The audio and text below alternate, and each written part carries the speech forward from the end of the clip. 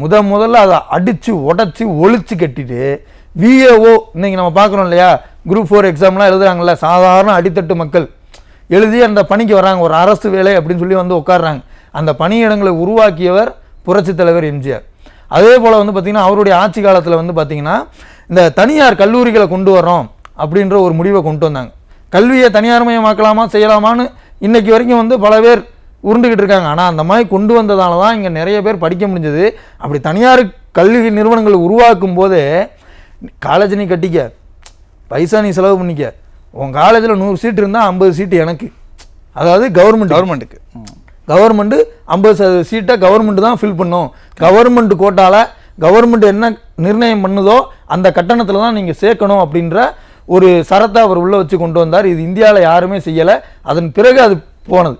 அதே போல் அம்மா அவர்களுடைய காலத்தில் எடுத்துக்கிட்டிங்கன்னா தொட்டில் குழந்தை திட்டமாக இருக்கட்டும், அம்மா உணவகமாக இருக்கட்டும், இந்த மாதிரியான திட்டங்கள்லாம் இந்தியாவுக்கே ஒரு முன்னோடி திட்டமாக இருந்தது. மழைநீர் சேகரிப்பு தொடங்கி சின்ன சின்ன விஷயத்துக்கு கூட நான் சொல்கிறேன். அதே போல் அவர்கள் தான் வந்து பார்த்திங்கன்னா இந்தியாவில் இன்றைக்கி எல்லா மாநிலத்திலையுமே வந்து பார்த்திங்கன்னா 50% இடஒதுக்கீடு அப்படின்ற ஒன்று தான் இருக்குது.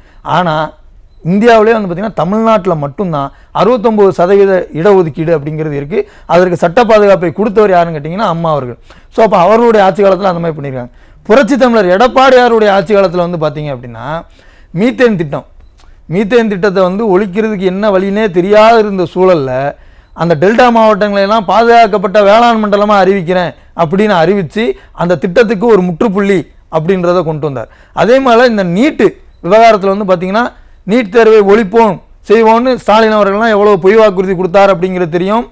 ஸோ அந்த மாதிரியான சூழலில் அந்த நீட்டை எதிர்கொள்வதற்காக ஒரு முக்கியமான ஒரு வேலையை செஞ்சார். அதுதான் வந்து அரசு பள்ளி மாணவர்களுக்கு 7.5% இடஒதுக்கீடு கொடுக்குறது, உள் ஒதுக்கீடு கொடுக்குறேன் அப்படின்னு சொல்லி ஒரு விஷயத்தை கொண்டு வந்தாங்க. அதுலேயும் வந்து பார்த்தீங்கன்னாக்கா கவர்னர்கிட்டயோ குடியரசுத் தலைவர்கிட்டயோ மத்திய அரசுக்கிட்டேயோ ஒப்புதலுக்காக காத்து இல்லாமல் இந்தியாவில் எந்த முதலமைச்சரும், இங்கே தமிழ்நாட்டில் காமராஜர் இருந்திருக்கா, புரட்சித் தலைவர் புரட்சித் தலைவி அம்மா அவர்கள் எல்லாருமே இருந்திருக்கிறாங்க.